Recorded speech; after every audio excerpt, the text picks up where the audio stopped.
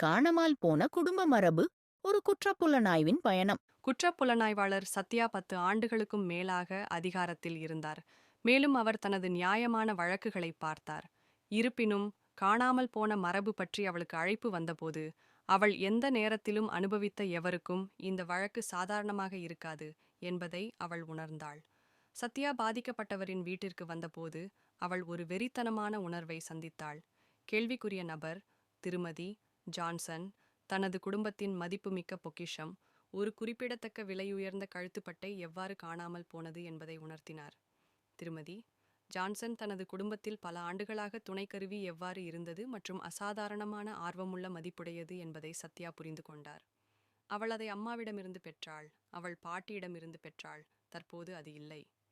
சத்யா வழக்கை ஆராயத் தொடங்கினார். நீண்ட காலத்திற்கு முன்பே சில சந்தேக நபர்கள் இருப்பதை கண்டறிந்தார். திருமதி ஜான்சனின் பெண் பணச்சிரமத்தை அனுபவித்தார். அவரது மைதான பராமரிப்பாளர் சந்தேகத்திற்குரிய வகையில் நடந்து கொண்டார். மேலும் ஒரு குடும்பத் துணை வீட்டிற்குள் பதுங்கி இருப்பதை காண முடிந்தது. சத்யா பரீட்சைக்கு மேலும் செல்லும்போது அவள் பொய்கள் மற்றும் இரட்டை கையாளுதலின் கண்ணியை வெளிப்படுத்தினாள். நகைகளை எடுப்பதில் ஒவ்வொருவருக்கும் ஒரு சிந்தனை செயல்முறை இருப்பதாக தோன்றியது. யாராலும் யதார்த்தத்தை அணுக முடியவில்லை. சத்யா தனது உள்ளுணர்வையும் அனுபவத்தையும் பயன்படுத்தி சந்தேக நபர்களை மட்டுப்படுத்தி